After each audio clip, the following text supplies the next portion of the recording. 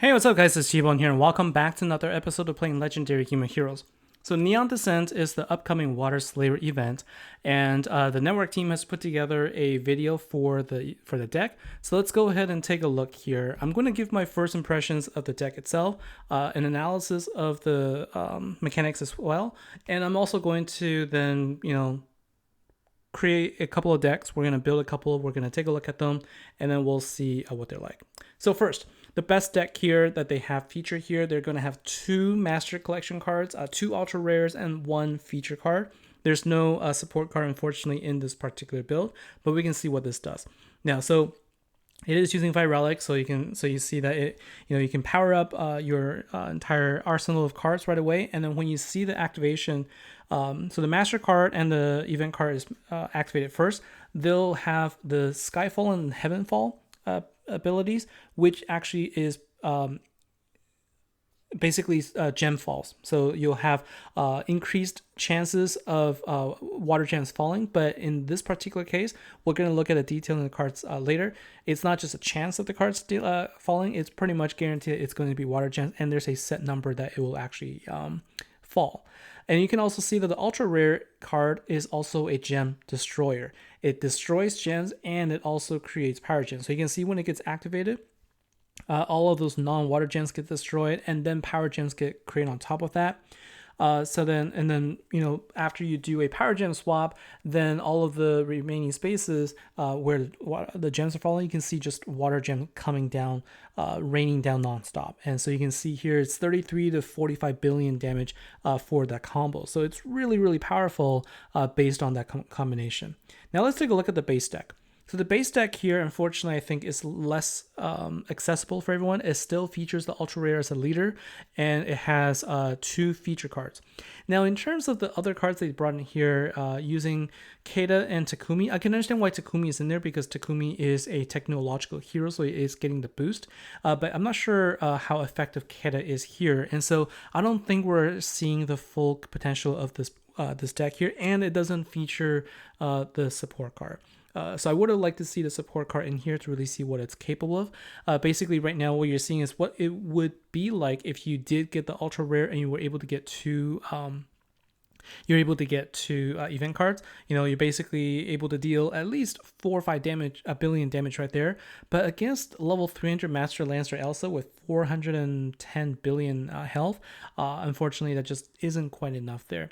And so I'm curious to see what the support card will be like. And so what we'll do is we are going to take a look at that in the next event.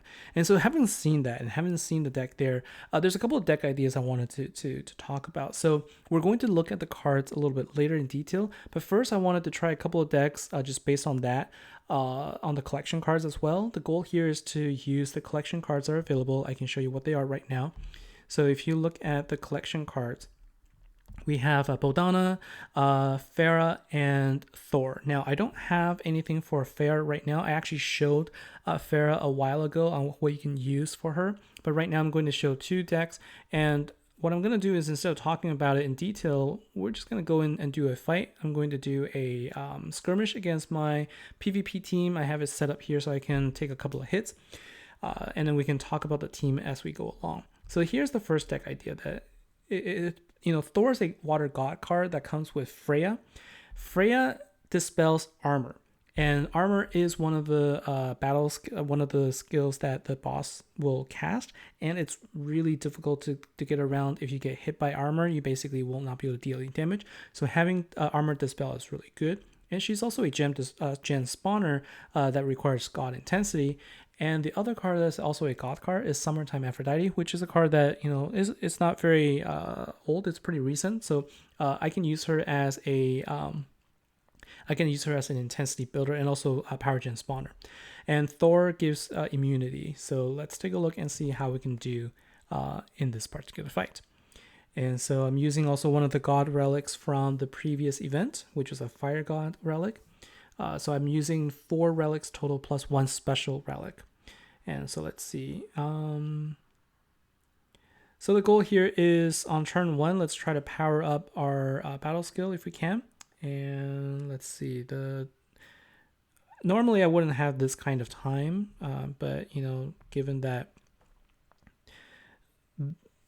this, because this is a practice round, it actually gives me a chance to do more in-depth discussion here. So that's actually kind of nice thing. So let's go ahead and get our battle skills ready here, and you can sort of see how this works. We have 100 intensity build up for God intensity, and what I'm going to do is I'm actually going to go ahead and just wait one more turn. I'm going to activate Thor's skill. You can see I'm going to have immunity there, and then I'm going to activate the 2 Aphrodites, and then I'm going to activate Freya.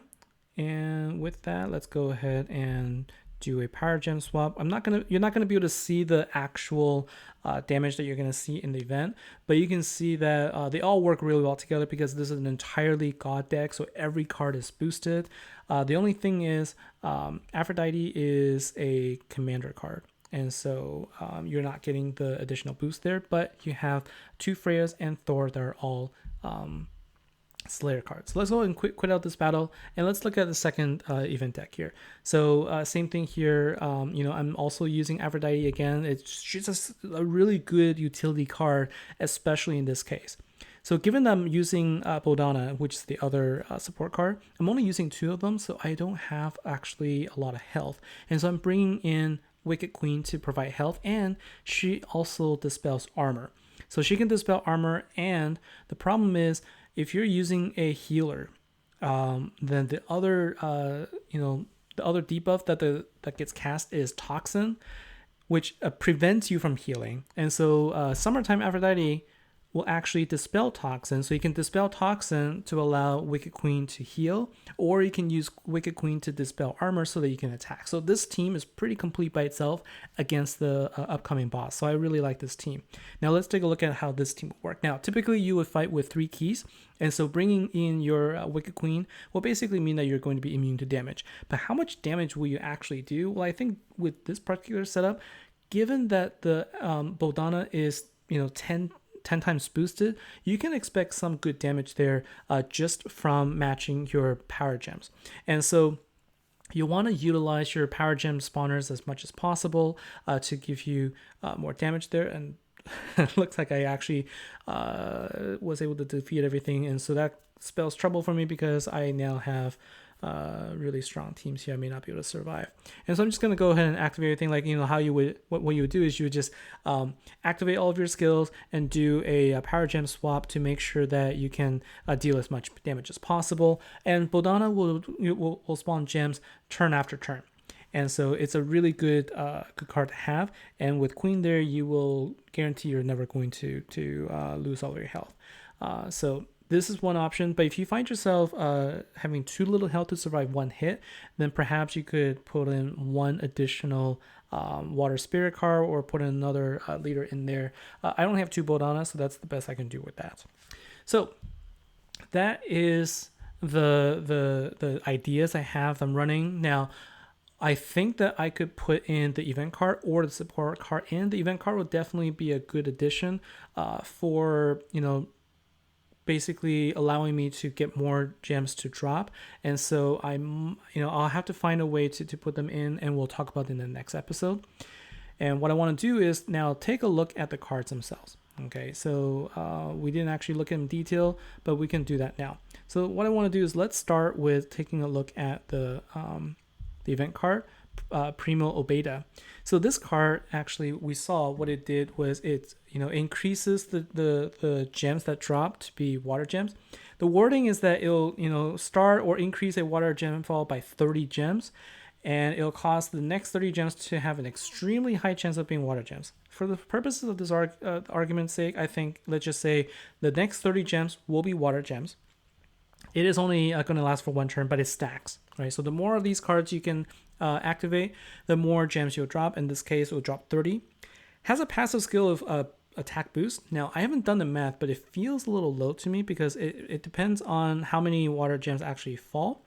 And if it's 1% for every 5, so at 30 gems that drops, assuming that's all you get, that's 6% increase. So it feels a little low. And let's take a look at the Master Collection card. It's basically the boosted version of the event card. Marvel of Mado, it will increase the water gem fall by 40 instead of 30 gems, and the attack increase is 3% instead of 1%. So a single card here will boost by, let's see, so if it drops 40, that's 8, then that's 24%. So quite a big jump, honestly, but I still don't know how much this will be in a Slayer event, right? So the boost there, given all the other attack boosts I've seen, like the Water Ween, and so sort of also the Papa Bear type deck, it feels like this could be higher, and this feels limited. So I'm not sure what the math is going to be like, but clearly you saw that it's a powerful deck. And now let's take a look at also the ultra rare. I mentioned that it's a gem destroyer and also power gem spawner. So this ultra rare is truly a powerful card. It combines the best of both worlds, but it's it requires 100 intensity before you can create multiple power gems. It does increase by 2 though. So for every 100 intensity you get 2 additional power gems. And so with a couple of them on the board, you can still fill up the board pretty quickly. So again, though, that's an ultra rare card, so that's not something that's easy to collect. Finally, the card that wasn't shown is Aquia Conductive Drake. This card will have the same mechanism as the previous event deck, where every time you apply a battle skill, it will apply something to your other card. So it doesn't actually do anything by applying the battle skill. It only does something when you attack. And in this case, when you attack, instead of creating gems, you're destroying gems. You're destroying non-water gems, and you destroy 6 at a time. And so with high enough intensity, or with enough of these cards, every time you attack, you're going to destroy the entire board and leaving yourself with, hopefully more water gems. But if it's not paired with a card that passively increases the water gem fall, you're not going to get the full benefit there, because if it all falls and it's not water gem, you're still not going to be able to do anything there. So there's a sort of a give and take with this card. And again, without seeing it in action, it's hard for me to say what it'll be like, but I'm looking forward to the next episode. So finally, before we sign off, you can see that I have, all 3 master rune that we can collect here. So I'm going to go ahead and open them here and keeping my fingers crossed and see if I get lucky.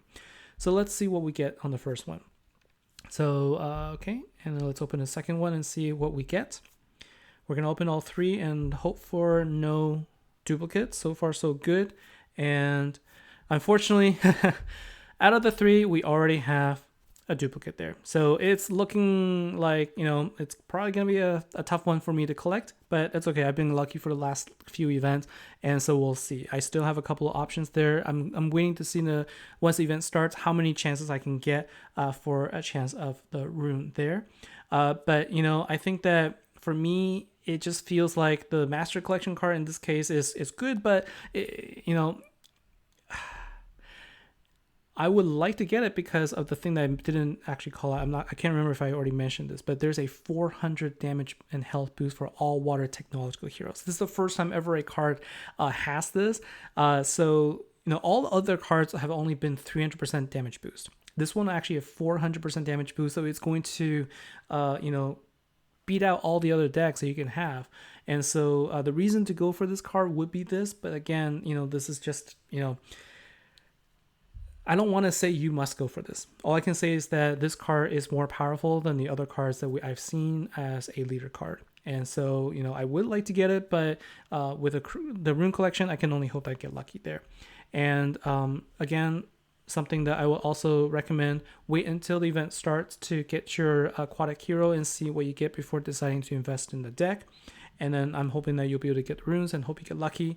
And as always, thanks for all of your feedback so far. Hope this has been helpful. Let me know what you think, and I'll see you in the next episode when we actually talk about the event once it starts. Thank you and take care.